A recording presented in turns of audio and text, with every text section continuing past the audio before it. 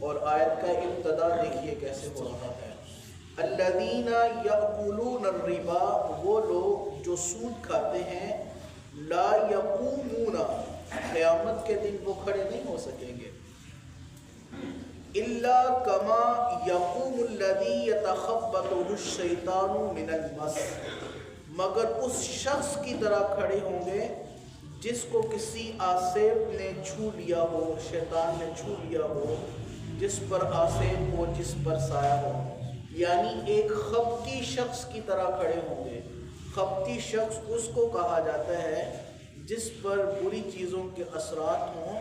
اور وہ اپنی ہوش و حواس میں نہ ہو، لڑکھڑاتا ہو، کبھی دائیں گرتا ہو کبھی بائیں گرتا ہو۔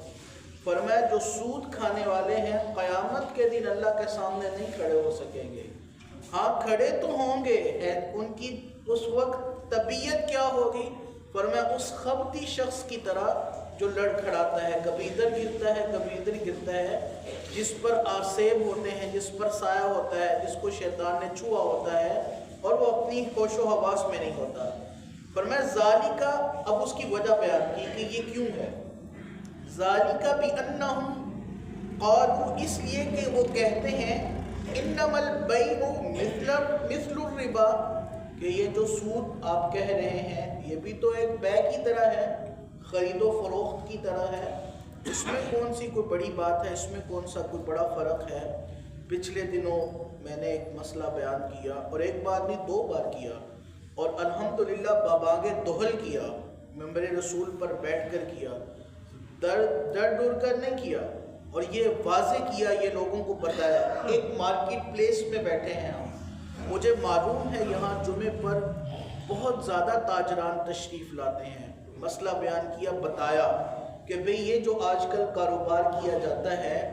پرانے نوٹ دے کر نئے نوٹوں کی تبدیلی کا سلسلہ کیا جاتا ہے، یہ حرام ہے، یہ سیدھا سیدھا سود ہے۔ لوگوں نے بڑی باتیں کی، لوگوں نے بڑی آوازیں کسی، لو جی مولویاں دا تے کام میں مولوی تے نہیں سانو مشکل چھپائی رکھ دے، اسی کاروبار کتا کریے۔ میرے عزیز، ہزاروں ذرائع ہیں کاروبار کرنے کے، لاکھوں طریقے ہیں کاروبار کرنے کے، کیا آپ کی گزر بسر صرف انہی پیسوں سے ہوتی ہے جو آپ نئے نوٹ دے کر کے پرانے نوٹ کی خرید و فروخت کا سلسلہ کرتے ہیں؟ اگر آپ اس کاروبار کو بند کر دیں، اور یہی کہنا ہوتا ہے ان لوگوں کا، لو جی یہ تو ایک خرید و فروخت کی طرح ہے، تو میں کہتا ہوں یہ اللہ نے کھول کر بیان کر دیا۔ اگر اب بھی ایسے دوستوں کو سمجھ نہ آئے تو پھر میں یہاں پر کچھ نہیں کہہ سکتا۔ بھئی مجھے کوئی پرواہ نہیں ہے، آپ کریں جو مرضی کریں، آپ نے میری قبر میں نہیں جانا، میں نے آپ کی قبر میں نہیں جانا، لیکن مجھے محبت ہے آپ لوگوں سے کہ خدا کا خوف کر لو یار، اللہ سے ڈرو، اللہ کے عذاب سے ڈرو۔ یہ سادہ سی سمپل سی بات کہہ دی جاتی ہے، وہ یہ تو کاروبار کا ایک طریقہ ہے، یہ تو کاروبار کا ایک ذریعہ ہے۔ تو سنو، اللہ بھی کہتا ہے ذالک بأنہم قالوا انما البیع مثل الربا، یہ اس لیے انہیں اس کی سزا ملے گی، وہ کہتے ہیں کہ یہ تو سود نہیں ہے، یہ تو کاروبار کی طرح ایک سلسلہ ہے۔ فرمایا وَأَحَلَّ اللَّهُ الْبَيْعَ، حالانکہ اللہ نے بیع کو، خرید و فروخت کو حلال کر دیا، وَحَرَّمَ الرِّبَا، اور سود کو حرام کر دیا۔ فَمَنْ جَاءَهُ مَوْعِظَةٌ مِّن رَّبِّهِ فَانْتَهَىٰ فَلَهُ مَا سَلَفَ، کہ اللہ کی نصیحت آ جانے کے بعد جس نے اپنے آپ کو روک لیا، جو اس کا آگے گزر چکا وہ گزر چکا، وَأَمْرُهُ إِلَى اللَّهِ، اس کا حکم اللہ کے پاس ہے۔ یعنی جب تک تم تک اللہ کا پیغام نہیں پہنچا تھا تب تک کی تو معافی ہے۔ یہ سیدھی سیدھی بات سیدھے لفظوں میں سمجھا رہا ہوں، آیت کا مفہوم اور آیت کے ترجمے کو سمجھیے کہ جب تک اللہ کا فرمان تم تک نہیں پہنچا، فرمان نازل ہونے سے پہلے جو تمہارے اعمال تھے وہ تھے، اب تم بچ گئے ہو، اب تم نے توبہ کر لی ہے، تو وَأَمْرُهُ إِلَى اللَّهِ، تو اس کا حکم اللہ کے پاس ہے، اللہ کے نزدیک ہے۔ اللہ معاف کرنے والا ہے، اللہ غفور الرحیم ہے۔ اگلے الفاظ بڑے سخت ہیں، فرمایا وَمَنْ عَادَ، اور جو پلٹا، فَأُولَئِكَ، پس یہی وہ لوگ ہیں اصحاب النار، جو آگ والے ہیں، یہی وہ لوگ ہیں جو جہنم والے ہیں، ہم فیہا خالدون، اور ہمیشہ ہمیشہ یہ جہنم میں رہیں گے۔ عزیزانی گرامی قدر، میرے معاشرے میں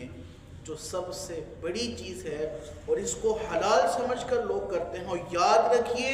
یہ قرآن و حدیث کا فیصلہ ہے۔ جس نے سود کو حلال سمجھ کے کیا فقط کفر،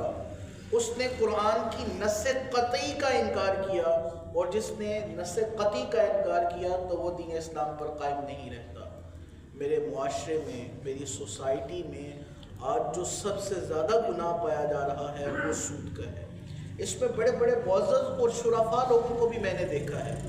جن کے بارے میں کبھی میری یہ رائے تھی کہ یہ تو بڑے نیک لوگ ہیں، یہ تو بڑے اچھے لوگ ہیں، تو جب پس پردہ ان کا سلسلہ دیکھا تو معلوم پڑا حضرت ان کا یہ بھی کاروبار ہے۔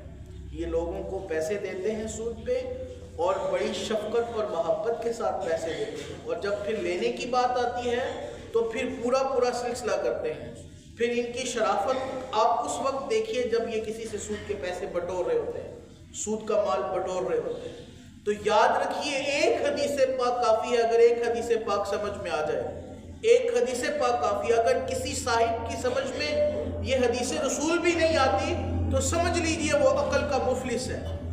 میرے کریم آقا علیہ الصلوۃ والسلام نے ارشاد فرمایا، سود کا سب سے ہلکا گناہ، سب سے کم گناہ، فرمایا وہ ایسے ہے جیسے کوئی صاحب اپنے محارم کے ساتھ بدکاری کرتا ہے۔ محارم کے ساتھ، میں تھوڑا بات کو کھولوں، الفاظ بڑے سخت ہیں حدیث رسول کے، لیکن یہ سمجھانا مقصود ہے۔ محارم ماں، بیٹی، بہن، پھپھو، یعنی وہ رشتے جن سے نکاح اللہ نے حرام قرار دیا۔ میرے کریم محبوب صلی اللہ علیہ وبارک وسلم ارشاد فرماتے ہیں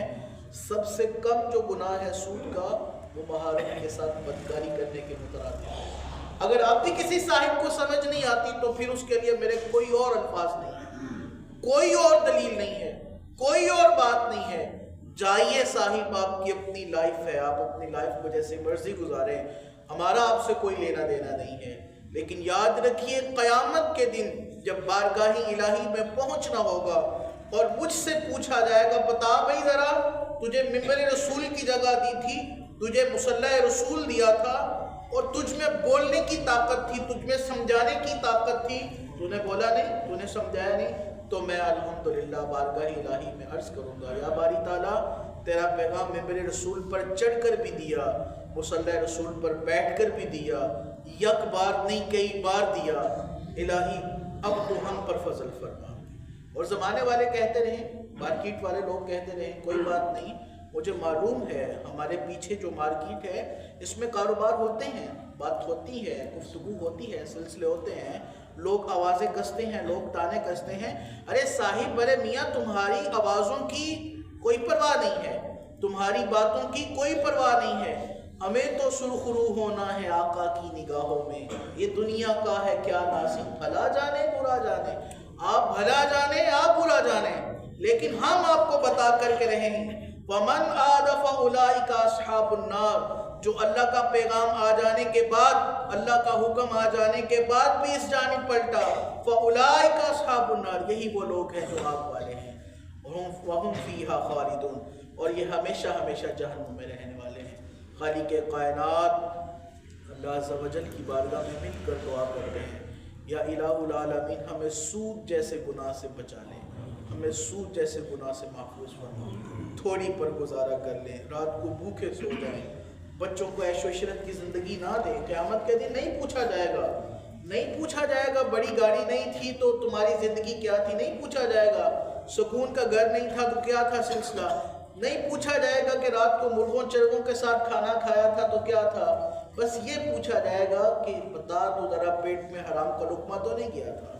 اپنے بچوں کو حرام تو نہیں کھلایا تھا۔ اگر اس روز کوئی جواب نہ ہوا تو پھر ندامت سے سر جھک جائے گا، پھر بارگاہ الہی میں کوئی وہاں پر سلسلہ نہیں ہوگا۔ اور فرمایا کہ قیامت کے دن ایسا شخص بارگاہ الہی میں کھڑا نہیں ہو سکے گا، اگر کھڑا ہوگا تو اس خبتی شخص کی طرح کھڑا ہوگا جس پر آسن ہے، جس پر سائے ہیں، لڑکھڑاتا پھرتا ہے، جس کو ہوش نہیں۔ آج تو بڑے دھڑلے سے کہہ رہے ہو نا، کوئی گل نہیں، مولویاں دے اپنے سلسلے مولوی تے کہندے رہندے، پھر قیامت کے دن تم سے پوچھیں کہ بتاؤ اب ذرا داستان کیا ہے۔ اللہ رب العزت میرے ہر عزیز کو، میرے ہر دوست کو میرے ہر صاحب کو، میرے معاشرے کو، میرے ملک کو، عامۃ المسلمین کو اس گناہ سے محفوظ رکھے. آمین بجاہ طه و یاسین.